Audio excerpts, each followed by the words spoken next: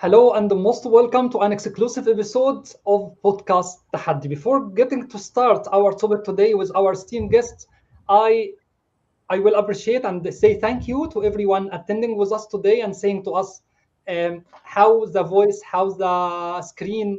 Do you see us in a good way so we can continue?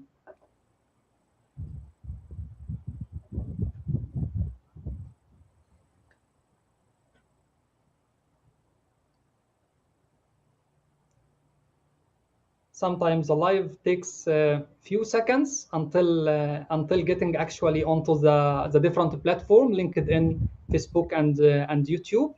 However, from anywhere you are watching us now, you can tell us how it's going.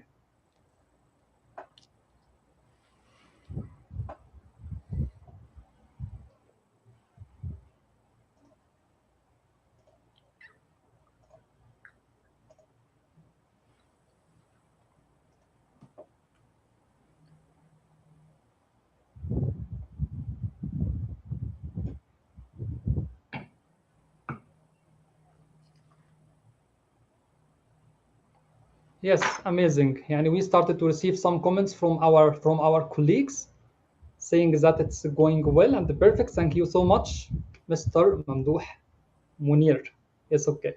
Today we are exploring a leadership skill that is becoming more important than ever in our today interconnected world. As you know, the organizations bring people together from different nationalities, different background, ways of thinking, and that keeping the success doesn't depend only on the technical expertise. However, the ability to understand, to adapt to work efficiently across culture has become a critical leadership capability. Our guest today is one of the world's leading experts in this field, and she is going to take us on a journey to introduce us to the culture intelligence expression. Also, she is going to explain to us what is it, why it matters, and how the professionals and leaders can apply it to create uh, stronger team to build and foster the trust, as well also to achieve more impact in our workplace. Keep listening and don't go anywhere.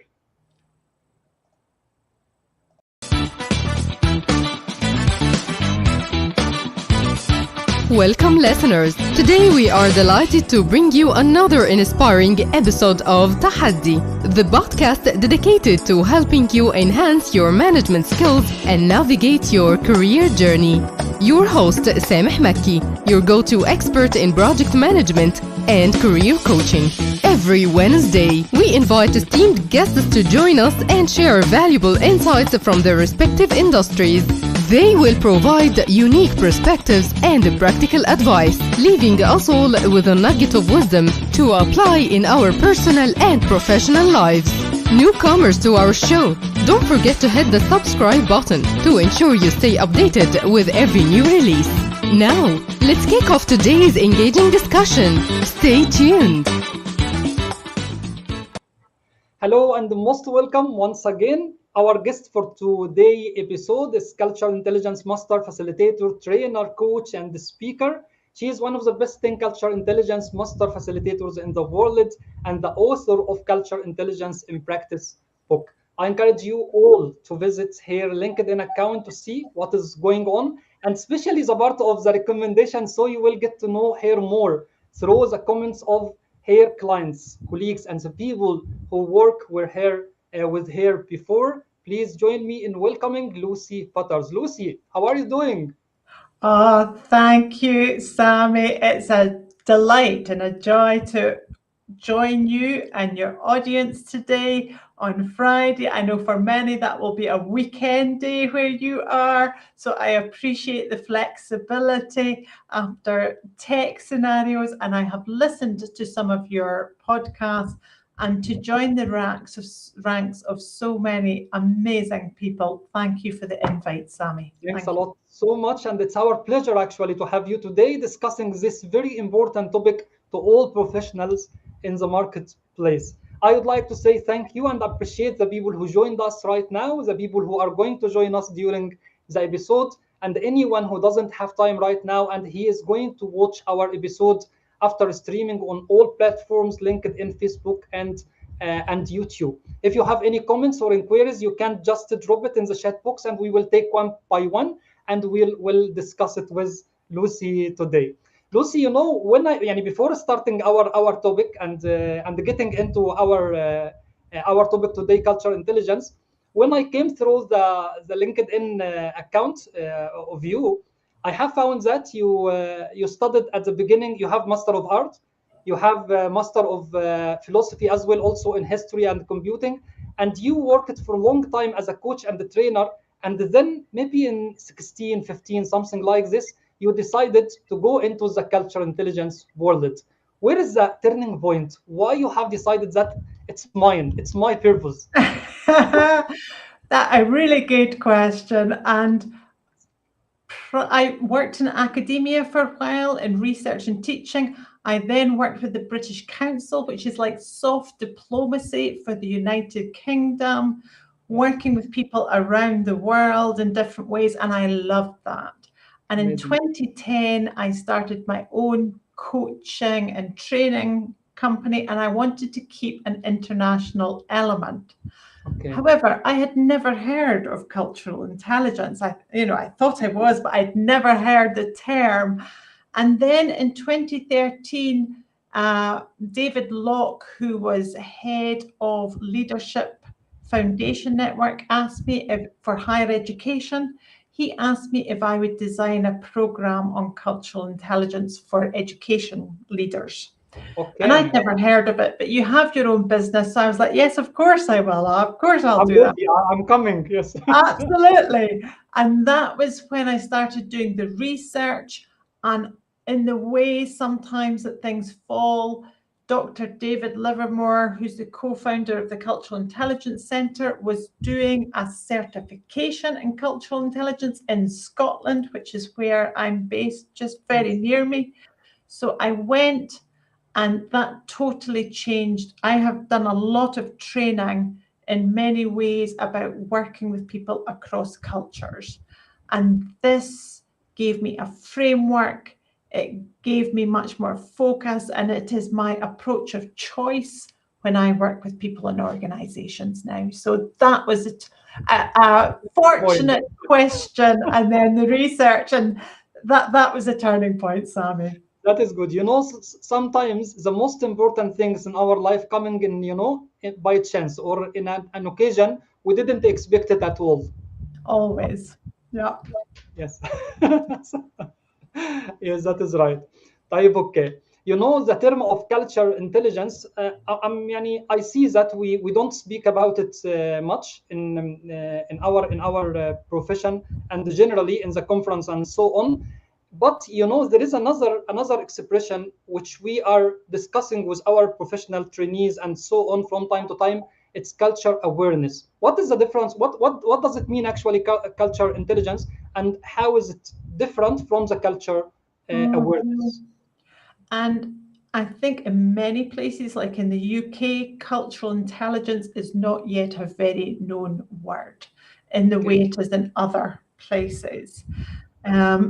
And so that's something that I work against. But I want to take you and your listeners back to the 1990s. Yeah. You and some of your listeners may have remembered what was known as the Millennium Bug, Y2K, the idea that because dates had been stored differently in computers, systems that relied on computing infrastructure would implode when we hit 2000.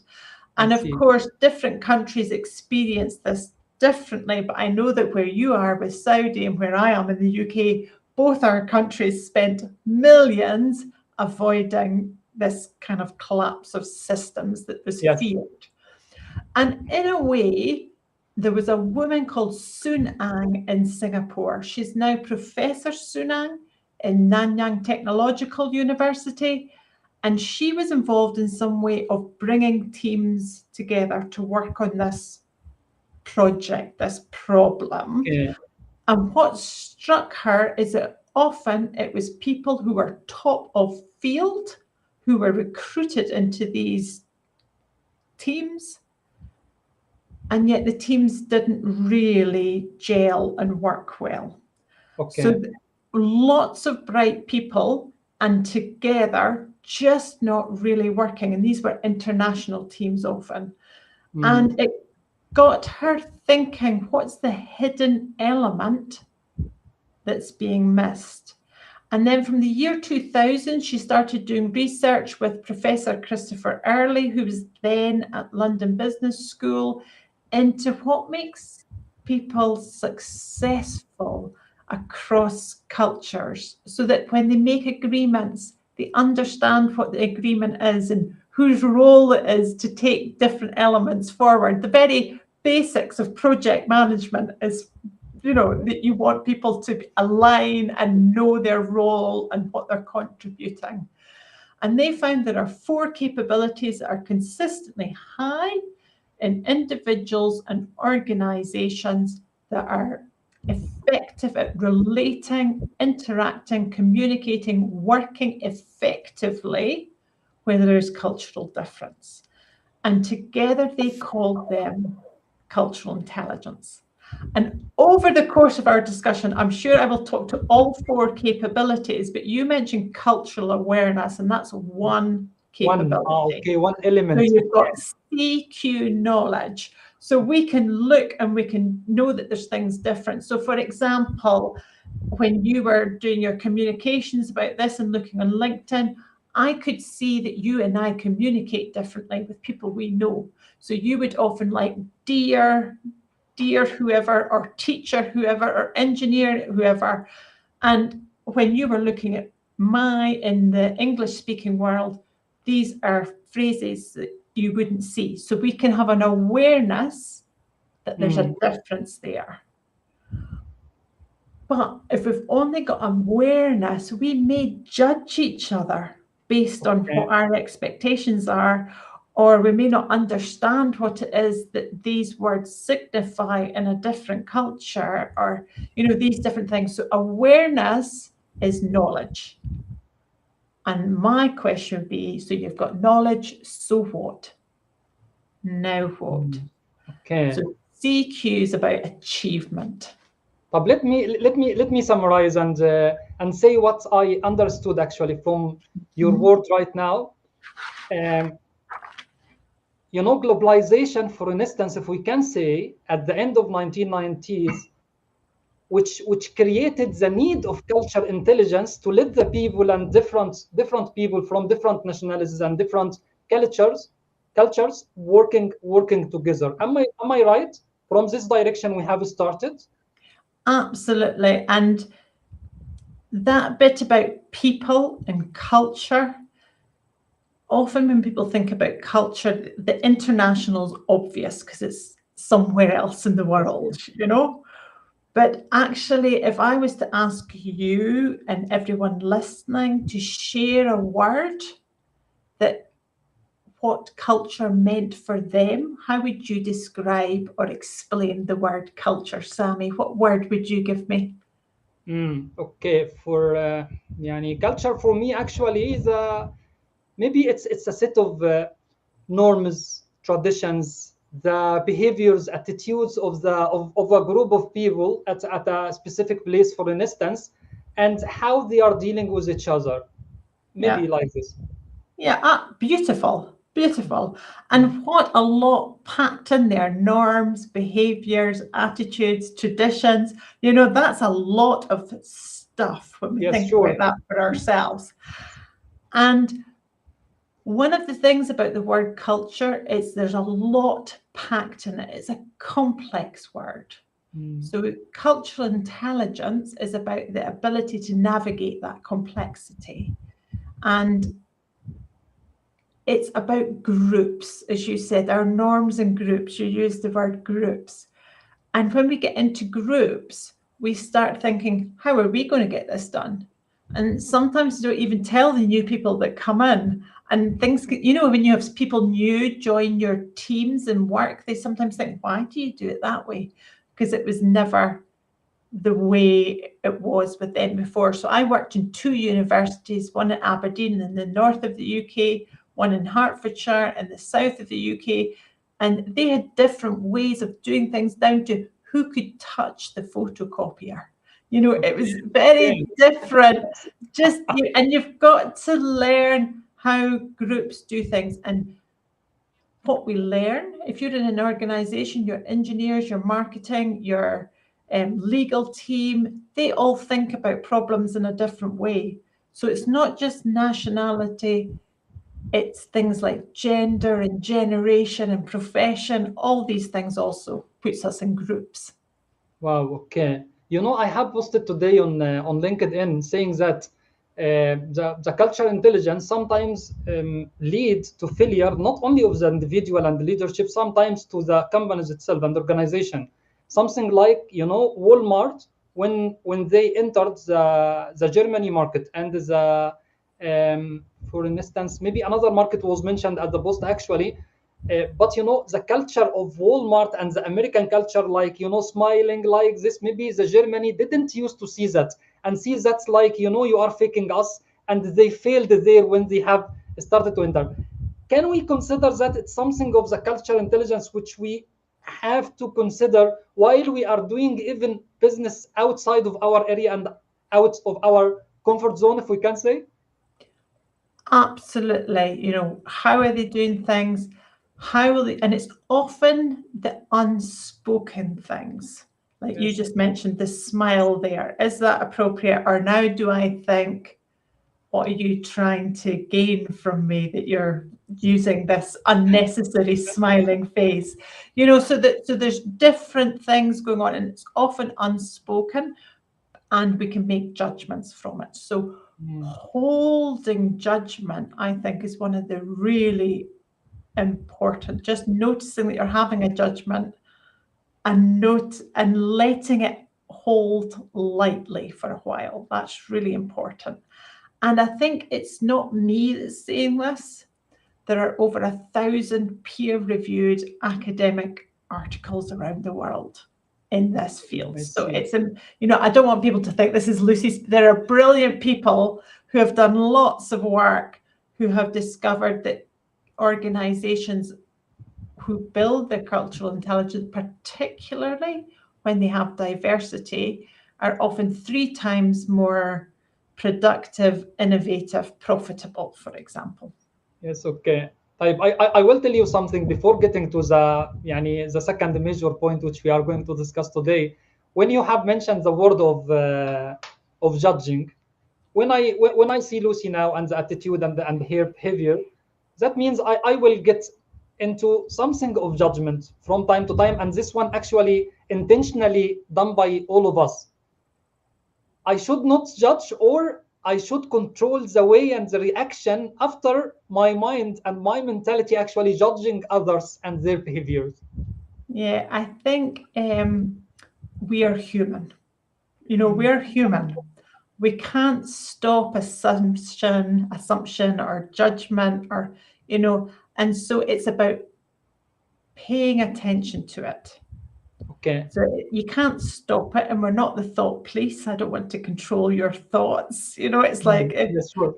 there's thoughts coming in, but I would like us to communicate effectively together, to do what we want to do, to achieve something together that I want. And so that might require me to hold lightly and to think, what's going on here? To be curious. Wow. Okay. You know what you are saying now exactly aligns and resonates with what said on the chat box by Mr. Mamdouh.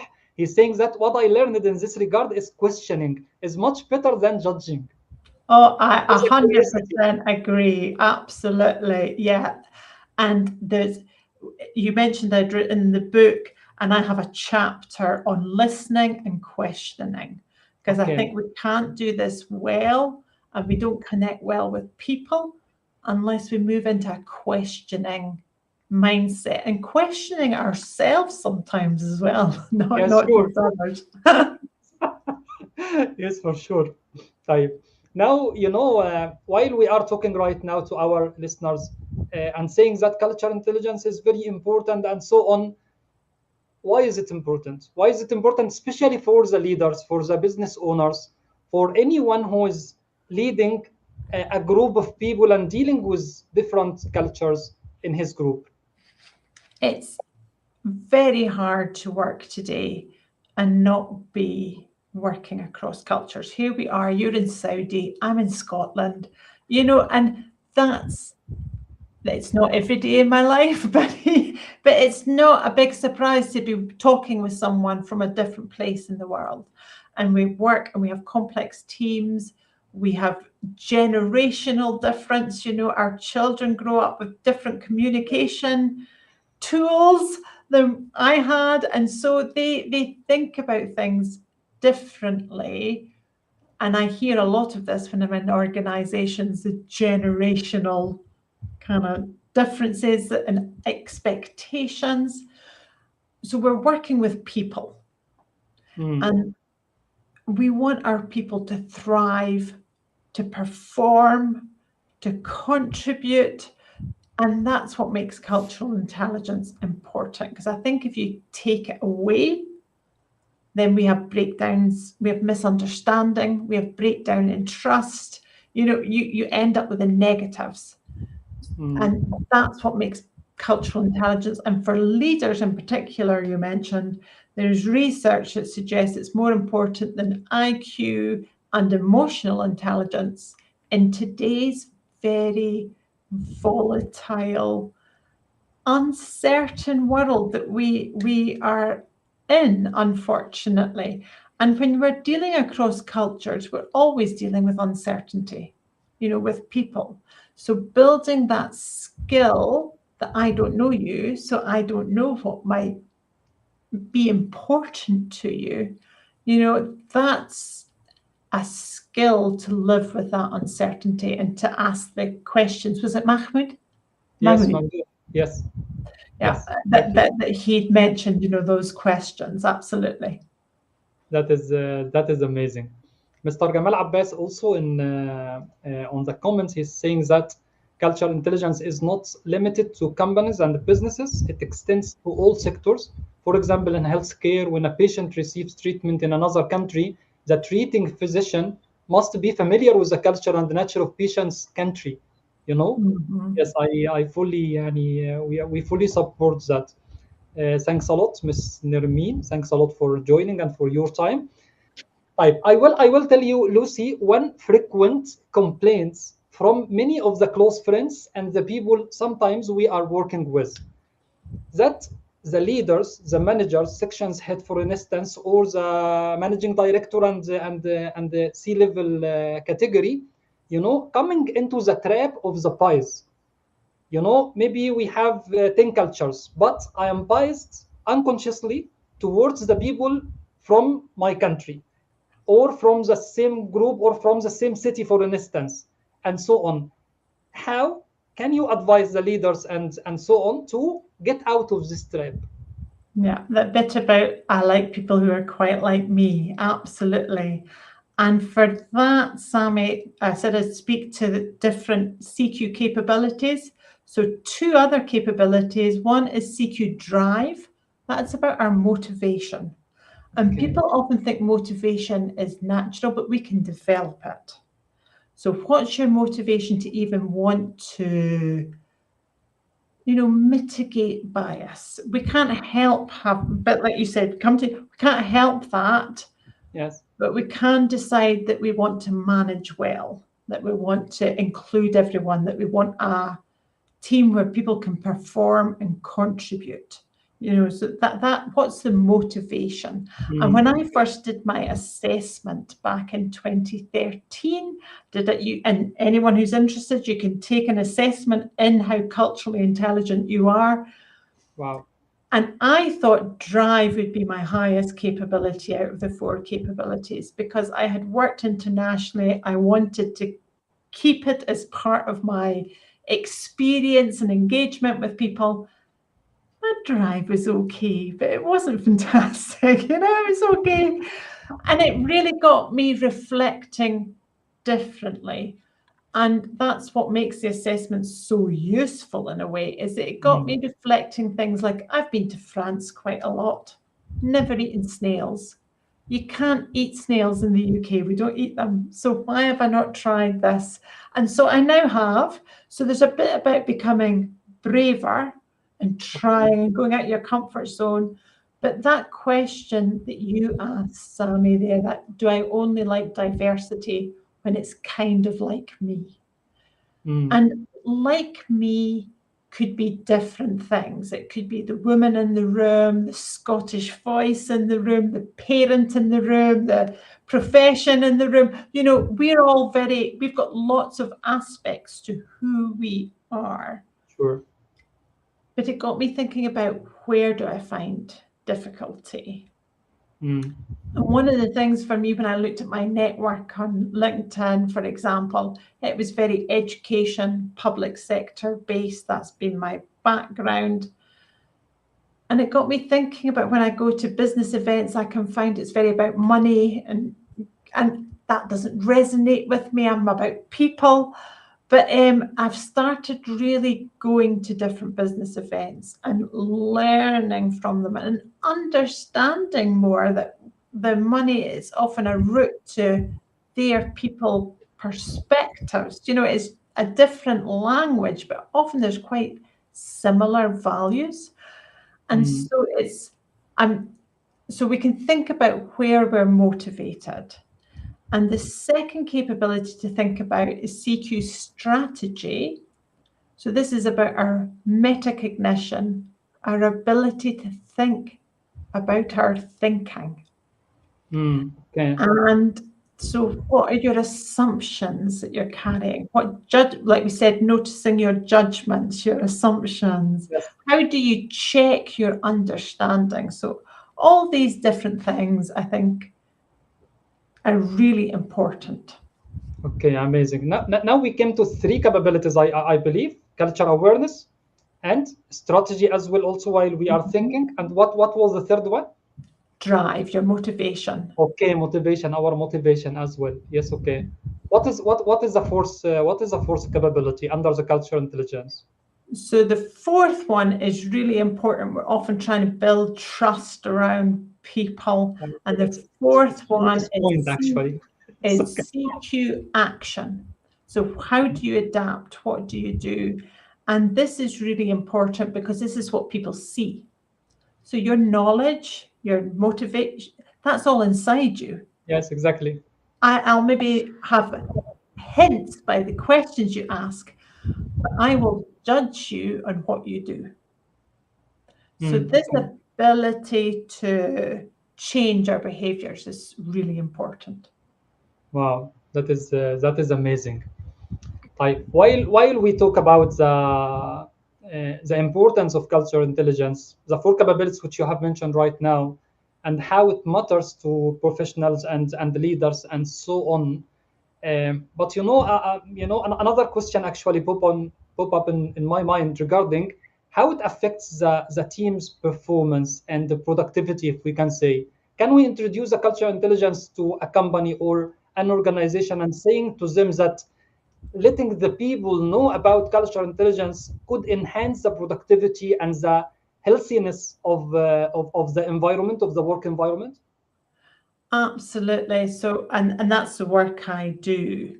And there's lots of different elements. So there's the thing about the knowledge piece that we suddenly realize that you might prefer I might prefer in how we communicate. And if we can understand that, for example, I've worked with a CEO of an organization who was a very we-orientated person, and one of their senior executives had left after a period of discord because they spoke about and the CEO felt that was selfish and all these different things. But when you looked at this person's performance, it was excellent. You know, so it was a bias about language and use of language and making the judgment as opposed to the person's performance. And I think these things are really important. And one of the things that CQ does, and I say CQ is short for Cultural Intelligence Quotient, CQ. Yes. Many people actually are in confusion with this CQ. or Yeah, emotional, yes, EQ as well. Also, this, yeah. Cultural intelligence quotient, CQ, absolutely. And I forget sometimes when you use the term all the time that other people are thinking, what on earth is she saying? yes, culture Absolutely. intelligence is CQ. Yes. Yes, absolutely. And the bit about it, I've started talking and now I've forgotten what I was about to be saying, Sammy, because Tell me, Lala, it's okay. Go ahead.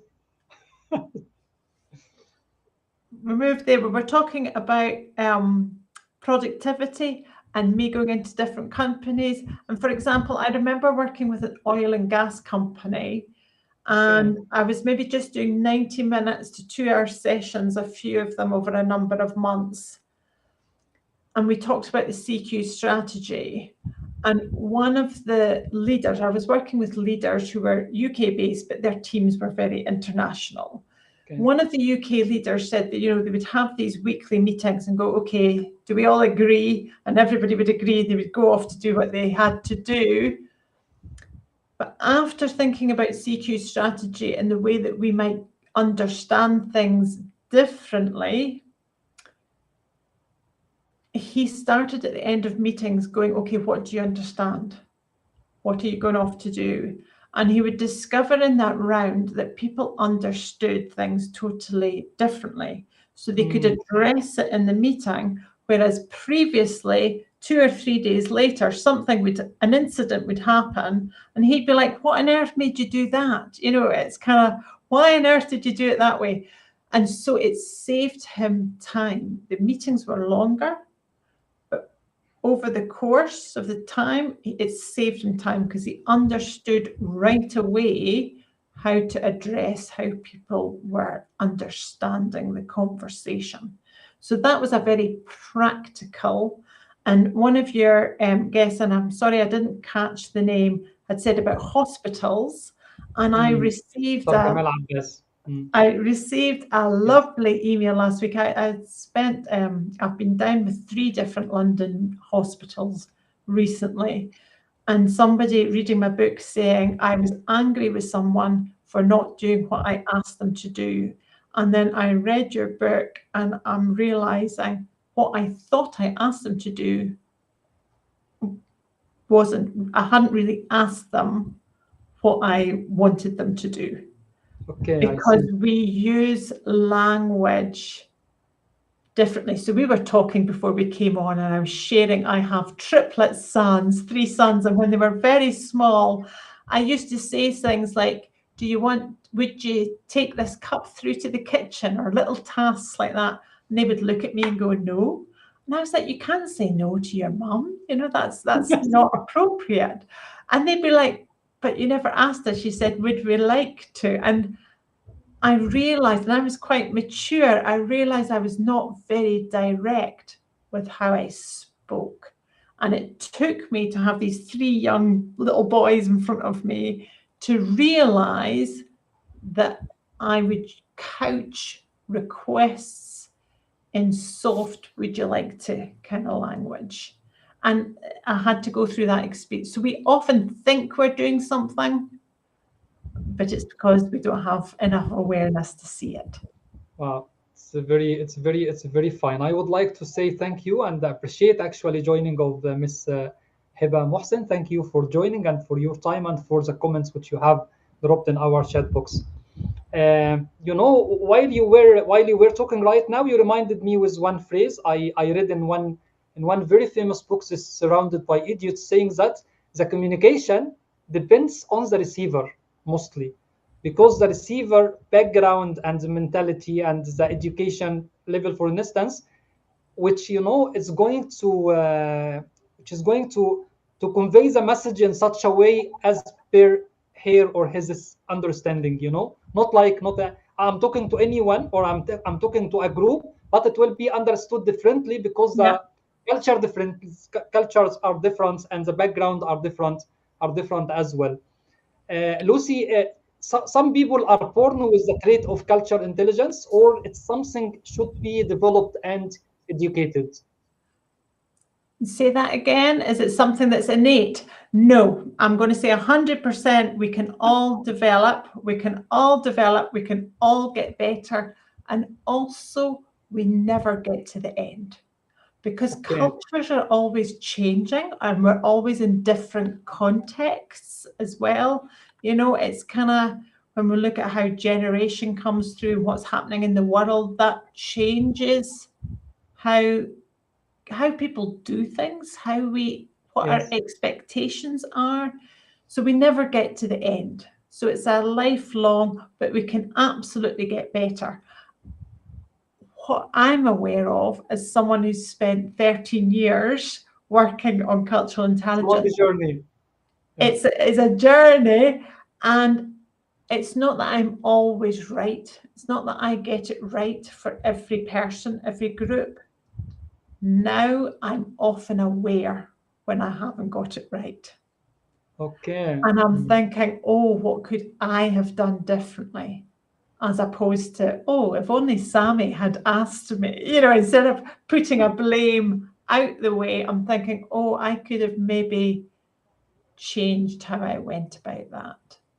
Wow, that's okay. Yani it's a chance for all of us to go and dig deep regarding how to develop and enhance this skill and this trait in our personality.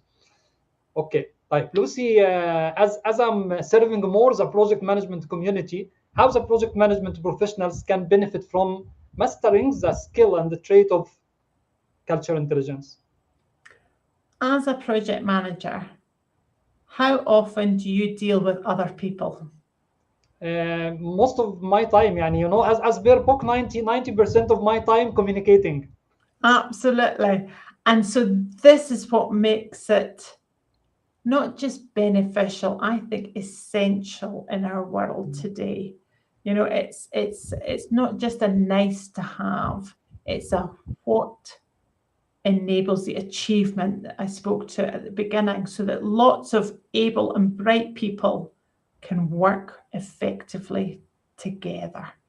And, you know, project management, the planning, the bringing things in time, the stakeholders, it's Yes, always so exactly. The integration between all parts and all the project absolutely, you know, stakeholders there's a is lot of challenging. complex things going on. And as you said, 90% is about the people. Yes. So invest your energy where the rewards will be. Okay. That is amazing. Right, let's come to the practical time of our episode. How can we get and involve ourselves in something practical to develop our skill in cultural intelligence? Okay, now they tell me that you should come up with 3 things, and I came up with 6, but they're all very small. And Sammy, if you wouldn't mind, and people listening, I'm going to ask you if you would just fold your arms for me, like a proper tuck, not just sitting on top, but would you mind folding your arms? Yes. Should I make light now? Yeah. Yes. Yeah.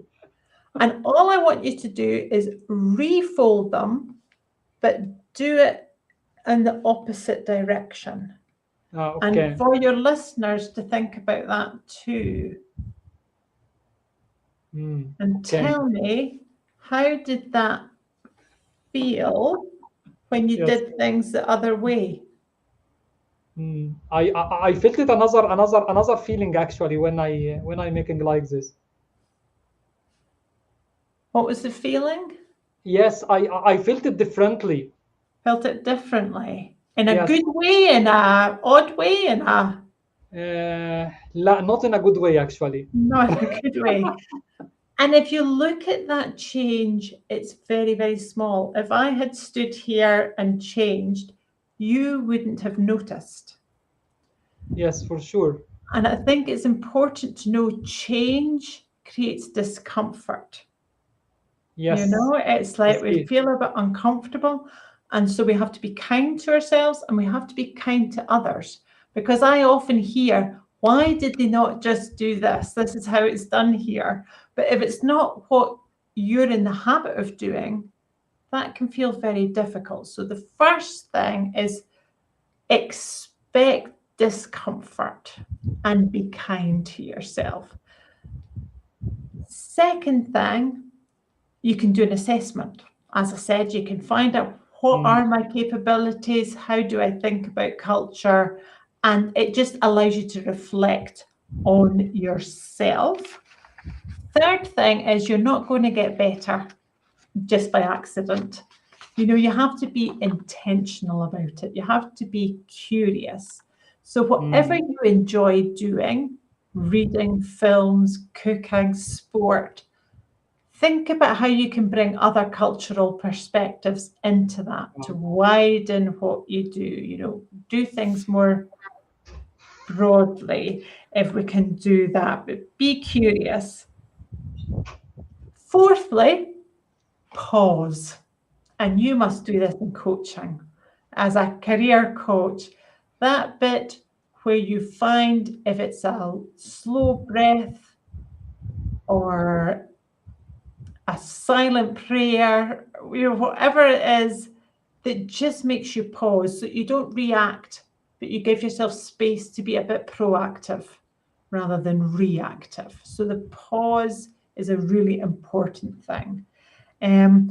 There's lots of books. I would recommend Sunang if you like academic work. David Livermore is an American who's written lots in this field. Myself, I'm just going to put a plug for myself, but also a book I'm aware of but I've never read was written by a man, Hisham El Sayed, who's wrote in Arabic, which is why I've never read it because I cannot read Arabic. But there's material.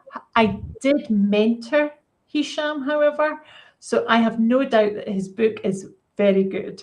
So there's work out there. And linked maybe to the first one about the discomfort, I found something that's useful is holding the assumption that people do things with good intention. Doesn't mean it's good intention towards me, but they meant a good intent. That's what drove them. And I think if I cannot see the good intention, it means I don't have full understanding of what's going on. And so that helps me with my curiosity and to think, okay, what's going on here? So I think if you hold that assumption, that can be really useful. Awesome. It's amazing. And I will ask you actually at the end of the episode to give us actually the link to your book so the people can refer directly and get ahead to Amazon or any other platform actually to get the book, and as well also the link for assessment if you allow us to go through the assessment and see and check how are we right now in the culture intelligence. Yes, and when you mention this point of pause, I can tell you that from the discussion on communication and the public speaking sessions and the many other things related to the communication, most people are afraid mostly from the pause. Always they need to fill the silence. They are afraid of the silence moments. Yeah, and so it's something to learn. So I have learned to take a deep breath into my stomach. And when I was first maybe anxious, I would maybe count up to 7 or 10 or something in my head. So I was doing something, if you feel that. So I wasn't listening well. But now I know if I pause, it gives people time to absorb information. Exactly.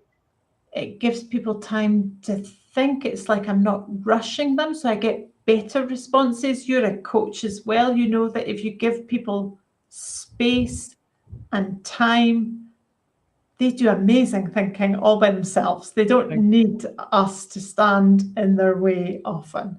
So don't if you're aware you feel the fear of the silence, find ways to practice that aren't stressful. So practice, with your family or something like that. So not in a way that they need to know, just so that you know, I took a pause and it was okay. Because if you go into a high stress situation, that's then a very hard time to do that. Okay, amazing. طيب, there is another question by also Mr. Gamal Abbas, who's saying that next questions, he's saying like this: luckiest people in terms of cultural intelligence are the elderly when they travel to countries for tourism and spend days combining relaxation and enjoyment. Is there any other way of that? I like that you've used the word luckiest people, because I think if you're just traveling for tourism, that's lovely. However, I think sometimes that you can travel like that and never really engage with the populations that you visit. If you're traveling as a tourist, you're sometimes just, am I enjoying the food here and whatever, you're maybe. Yes, exactly. Or don't get into the communication in the right way with the people and culture of the people themselves, not the place. Absolutely. And that bit about the intention piece is really important. What is your intention and how do you engage with people? There was studies early on looking at, for example, students that studied overseas. And to start with, when they went overseas, it was only their CQ knowledge that went up. Oh gosh, yes, the Italians do things differently to me or whatever. And so you had to bring in reflection and questions that got people so that other capabilities. So for universities that say things like, we want to raise people's awareness, and this is important in leadership and project management. What are you asking people? Are you helping people to broaden their perspectives about the world and why people do things and how you engage? So I think questioning and intention is really important. Okay, that is very good. طيب, coming in my mind as well. Also, I didn't complete the book yet. Your book, yes, but I didn't come to something related to the inclusiveness in the workplace. How is the relation between cultural intelligence, skill, and mastering it, and the inclusiveness which should be considered by the leaders and the managers? Yeah, and one of the things I would say is inclusion means different things to different people and in different places in the world. There's not one meaning of a term like inclusion. It's also a very complex word because it's not for me to tell you, Sammy, that I have been inclusive. Okay. It's for you to tell me whether or not you felt included. And Yes, so it's exactly. often about feelings. So it's quite difficult, but it does come back to these things about how do I listen? How do I question? So, for example, I used to be a chairperson of a charity here in Glasgow, and the board, I would describe when I joined, had two dominant voices on it. Or you could describe it as having quite a lot of quiet voices on it that didn't really contribute. And people are on a board because they've got expertise. That's why they've been invited.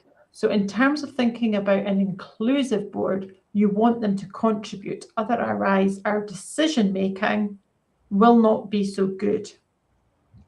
And so it required me to think about how I developed relationships outside of the board meetings, how I pulled on people's expertise so that they could start aspects of the meeting, for example, letting people know in advance, not landing people in it, but, we'll be doing this section.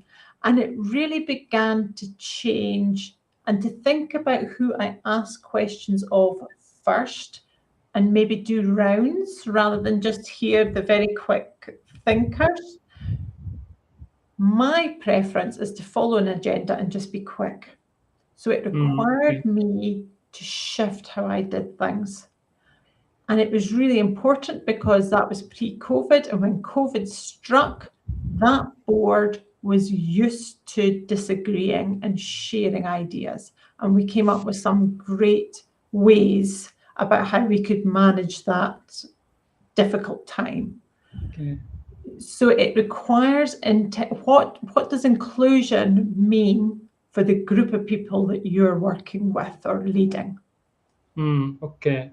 يعني what I understood right now, even from the beginning of your word and يعني towards this point, the engagement of the people is a good indicator actually if they are inclusive in our environment and in our work or no.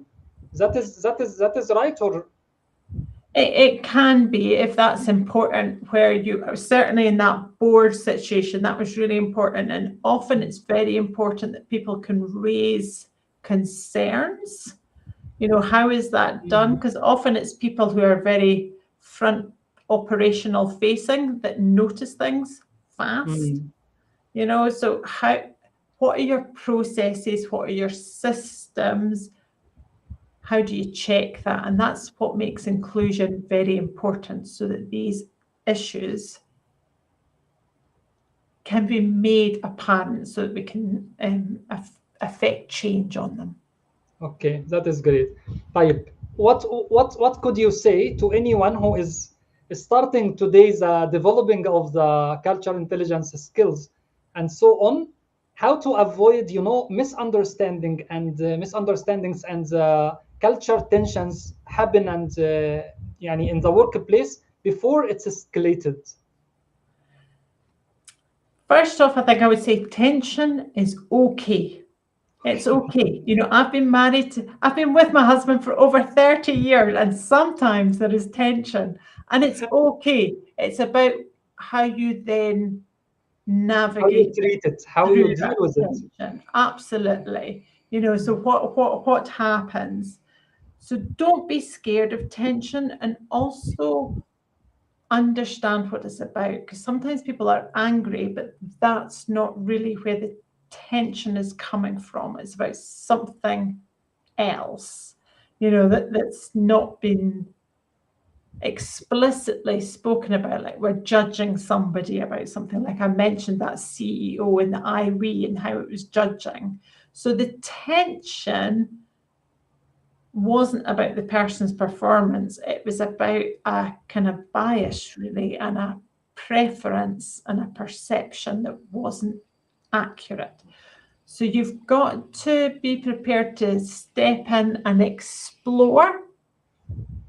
I think avoiding tension is never a great, if there's tension, find out what's going Create on. more tensions, So, Or we need to think of it as a gift. This is a gift for us to learn something. okay, And yes, what that's I would good. say is, if you think there's going to be a difficult conversation, cultural intelligence is about self-development, but it can also be used as a planning tool. So if you think about CQ Drive, the conversation could be about what will be better, what would better look like. CQ Knowledge, how do we know what's going on and what's cultural? And not everything is about culture. It could be about money or lack of sleep or many other things. But, you know, what do we know about what's going on? CQ strategy, what's our assumptions about that knowledge? Where did we receive it from? Where do we have no information from that we maybe should be getting some information from? So that bit about how do we check, and then what are we going to do? And that framework for thinking through tension and potential conflict can be super useful. Wow, wow. It's so useful actually. As Mr. Mamdouh say in the chat right now, he's telling like this. I admire the way you explain cultural intelligence. For Thank example, you. like me, lived in many countries and married from another country. I found out that I have been doing it unconsciously. Today, you enlightened me. Thanks, Lucy. Thank you so much, Mr. Mamdouh. Thank you. And I think that bit about the language is so important, because I think I discovered things when I discovered cultural intelligence about how I could express my skills, my capability. It wasn't just unconscious. Yes, There. Yeah. exactly. Thank you. Thanks a lot. Mr. Abdul Ilah is saying that does emotional intelligence affects the cultural intelligence or the opposite? If any relation between both terms? a good question. And I think you couldn't be culturally intelligent if you weren't emotional intelligent, because so there's a correlation, because they're both about people. However, we often learn about emotion within a cultural context. So you mentioned the smile at the beginning and how that might be perceived differently in different countries, for example. So how we express emotion, what does it mean? So the people who know about these things, who look at intelligences, say that they're distinct, that they're different. But I don't think you could be culturally intelligent if you weren't emotionally intelligent, if that's useful. Amazing. Lucy, before getting to the conclusion of our interesting and attractive episode and discussion with you, Allah, I'm not sure that it could not be end while talking about this very important topic. My point right now, actually, what advice you can say to any professional leader, coach, facilitator, or any even professional in the marketplace who works in multicultural environment? Build your cultural intelligence is not just about them out there. So build your awareness. Be kind to yourself. And also remember, we connect as humans. So our cultures may be different, but actually, if we have human connection, it's sometimes about what we might need to explain. So when we started this conversation, Sammy, I noticed that you sometimes talk about dear, forever, for example, in a way that English-speaking people often don't, within like LinkedIn comments or whatever. And when I was working with a Palestinian colleague who's in Palestine, when I worked in a program, it's leadership development across 9 Arab countries, her emails changed from Dear Lucy to Dearest Lucy. And I was like, oh, that's quite different and not a thing that you see in Scotland. In Scotland, we're not very emotive, let's say.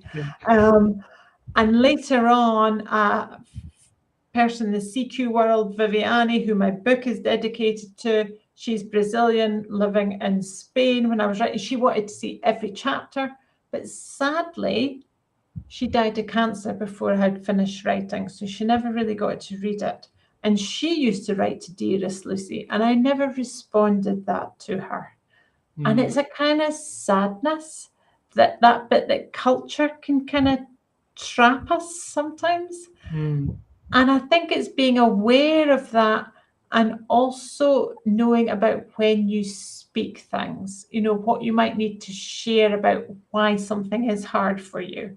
Because we're human and we connect as humans. So I think so be kind, be human, and also be intentional. Make it your intention.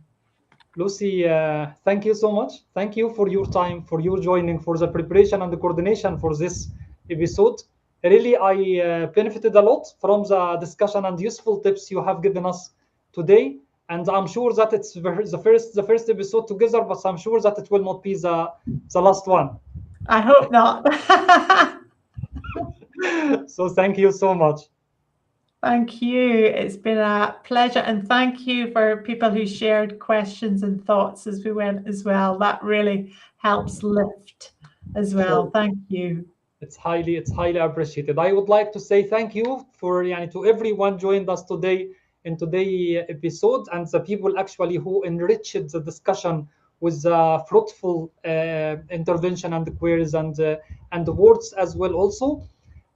Next upcoming Wednesday, we have a very important episode as well, talking about the resume and CVs, how to keep it professional, what are the best tools to use actually to keep your resume very, very professional and very updated in a good way, and especially even to the project management community. Join us in coming Wednesday at 9 o'clock Saudi time with Coach Rina Qanatawi. She is going to be with us. See you inshallah on Wednesday. Goodbye. Thank you. Bye bye.